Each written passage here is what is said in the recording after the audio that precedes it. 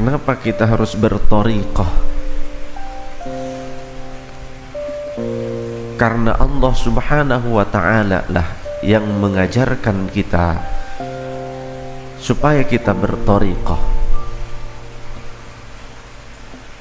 Di dalam surah Al-Jin, Allah Subhanahu wa ta'ala berfirman, Bismillahirrahmanirrahim, wa an law istaqamu 'ala at-tariqati la asqaynahum ma'an ghadaqa. Wallahu wa rasuluhu a'lam bi muradihi wa ma'na. Di dalam tafsir Imam As-Sawi Alal Jalalain, penjabaran secara luas makna dari ayat itu, andaikan orang-orang yang beriman mereka istiqomah, tetap teguh ala thariqati, pada thariqah, pada jalan yang lurus, jalan untuk menempuh ridhonya Allah, jalan yang diridhoi Allah, jalan yang Allah ajarkan cara mencapai ma'rifat kepadanya, diajarkan melalui malak Jibril alaihissalam kepada kekasihnya Sayyiduna Muhammad sallallahu alaihi wasallam, yang kemudian jalan itu diajarkan cara untuk menempuh jalan tersebut oleh Rasulullah kepada para sahabat, kepada murid-muridnya. Kemudian para sahabat mengajarkan kepada tabi'in, tabi'in mengajarkan kepada atba'ut tabi'in. Bahkan ada kalanya sahabat yang lain mendapatkan pengajaran dari sahabat yang lainnya, seperti sahabat Salman Al-Farisi mendapatkan pelajaran dari sahabat Abu Bakar Siddiq radhiyallahu an, padahal sahabat. Yang terus menerus hingga kepada Sultanul Awliya Sayyidina Maulana Syekh Bahauddin An-Naqsyabandi, terus kepada Sultanul Awliya Maulana Syekh Muhammad Nazim Al-Haqqani, kepada mursyid kita Al-Qutbil Arif Billah Maulana Syekh Syam Al-Qabbani.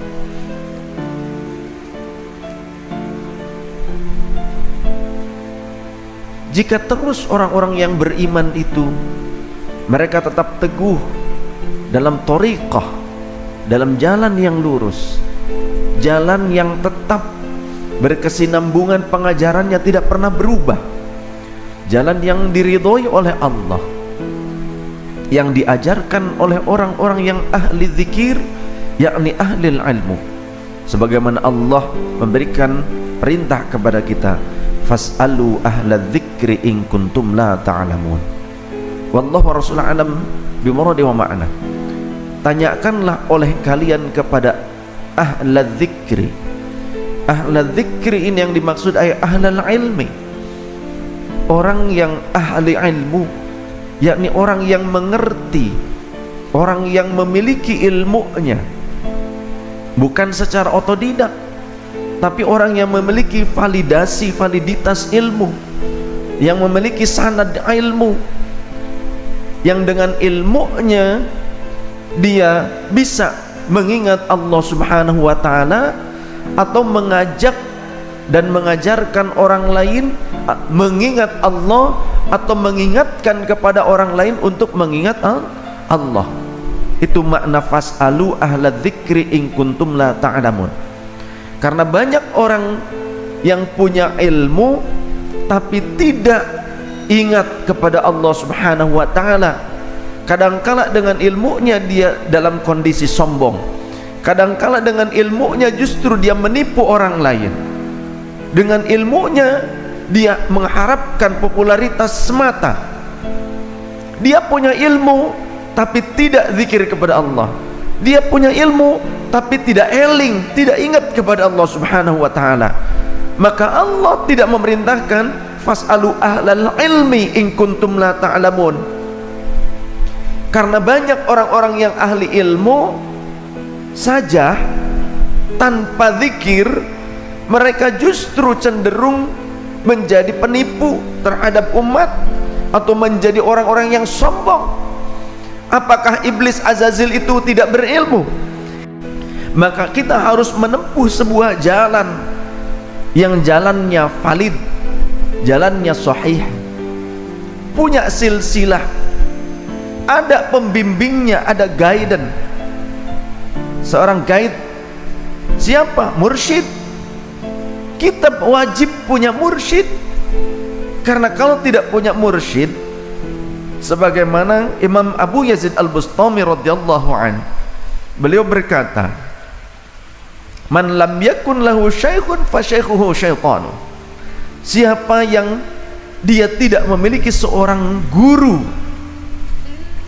dalam mempelajari jalan-jalan menuju Allah Ta'ala, jalan-jalan ma'rifatnya Allah, jalan ilmunya Allah, maka yang jadi gurunya adalah syaitan. Na'udzubillah. Wa an law istaqamu 'ala at-tariqati la asqainahum ma'an ghadaqa. Andaikan mereka yang beriman itu tetap teguh dalam thariqah, dalam jalan ma'rifatnya Allah, jalan yang disertai dengan validitas ilmu. Awalnya ilmu yakin, dengan ilmu kita bisa yakin, kemudian naik menjadi ainul yakin, menyaksikan.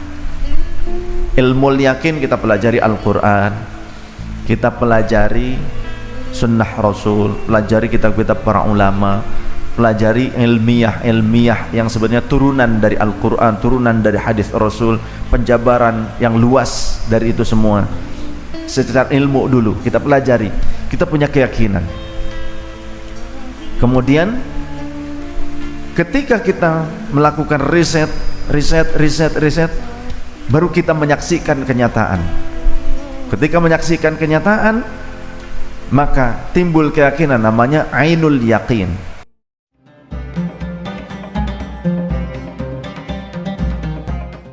Peranan tarekah di masa sekarang ini, khususnya dalam dunia sufiyah, sangat diperlukan sekali untuk keamanan dunia atau keamanan fil alam. Dengan munculnya pertikaian dan segala macam, satu-satunya fa insyaallah yang mampu bisa mengobati adalah tasfiyatul qulub wa tazkiyatun nufus, membersihkan hati dan membersihkan nafsu kita, membersihkan pola pikir yang menitik beratkan kepada setiap anak negeri di fil alam ini,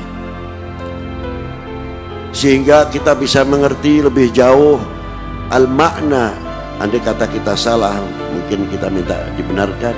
Allah Ta'ala telah menciptakan syu'uban wal qabail li ta'arafu, bukan sekadar li ta'arafu untuk mengenal si A turunan fulan, si A turunan fulan, tidak, tapi untuk lebih mengenal hak azazi manusia, sejauh mana kita bisa menghormati antar bangsa dengan bangsa yang lain, sehingga khususnya umat Islam yang ada di dunia ini menjadi perekat umat, simbol ukhuwah fil alam, khususnya dalam dunia thariqiyah. Ustadz harus masuk thariqat, kita ini kok udah repot. Ya salam, hidup ini akan repot terus Pak. Kapan orang itu tidak repot? Kalau dia irji'i ila rabbik. Irji'i itu pulang harus lewat jalan. Jalan itu namanya thariqah. Mau sibuk sampai mati dengan urusan keluarga, ya silakan. Mau sibuk sampai mati dengan kerjaan, silakan. Kul tamatta'u bighaizikum. Allah katakan begitu. Suka-suka kalian, suka-suka kalian. Allah kasih kebebasan. Bahkan Allah mengatakan fa'budu ma syi'tum. Kalau kalian mau sembah selain aku boleh. Fa'budu artinya kalau kalian mau mengabdikan diri bukan kepadaku, silakan. Nggak ada masalah sama Allah. Allah nggak butuh kita kok. Thariqah itu metode. Bapak ini dari dulu ngeluh semua, kok nggak bisa khusyuk. Jalan khusyuk cuma berthariqah, Pak. Kalau nggak kusut terus, persoalan keluarga di bawah sholat. Betapa kurang ajarnya kita kepada Allah. Urusan kerjaan kita bawa sholat.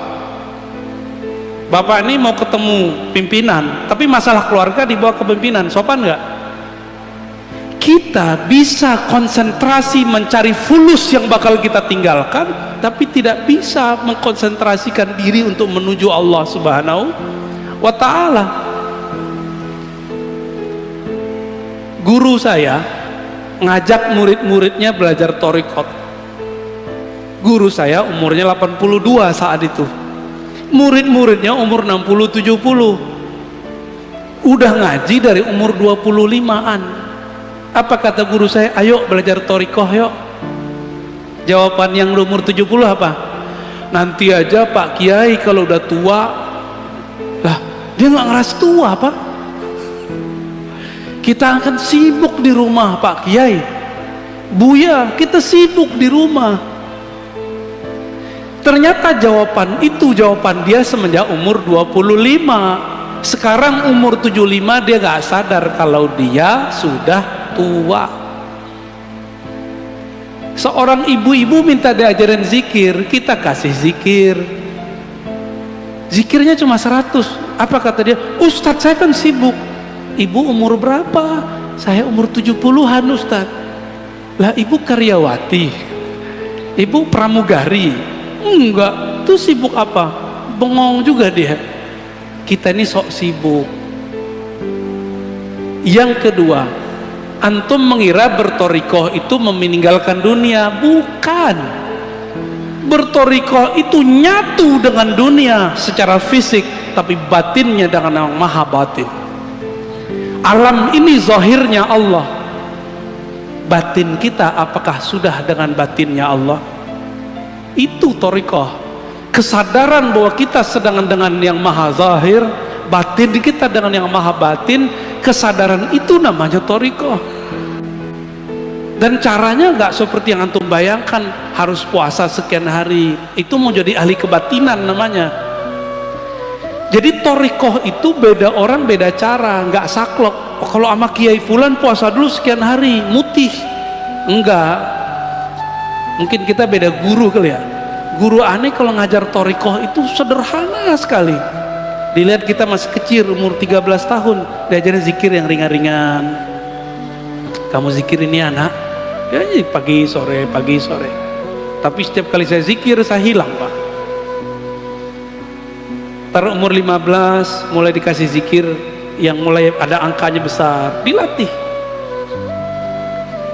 Di umur 18 tahun sudah kuat zikir 70.000 segala macam, bahkan umur segitu. Antum sekarang udah umur 40-50 masih ngomong begitu. Apa kata Imam Junaid di kitab ini tadi saya lupa bacain? Wahai anak muda, ya ma'syarus syabab, latihlah jiwamu sebelum tua, latihlah badanmu sebelum renta, karena nanti kalau badanmu sudah tua, sudah renta, kamu tidak sempat lagi mengikuti jalur-jalur ulama salafus soleh seperti saya ini. Itu Junaid tiap malam nggak bisa tidur, tahajud mulu, dia nggak bisa tidur. Kalau tidur di kemudian menghukum dirinya, nggak berlebihan, itu biasa untuk Junaid. Sekarang saya kasihan, miris lihat anak muda hari ini, tua-tua juga sama, mau tidur pakai handphone, thariqat Samsungiyah, Oppowiyah, Applewiyah. Thariqat ini nih lebih hebat. Mau tidur pakai thariqat ini, bangun tidur yang pertama dicari itu lagi. Kenapa orang bisa tahan? Karena ada yang dilihat. Antum rajin-rajin mujahadah, nanti Allah bukakan kolbu, lebih asik dari ngelihat YouTube.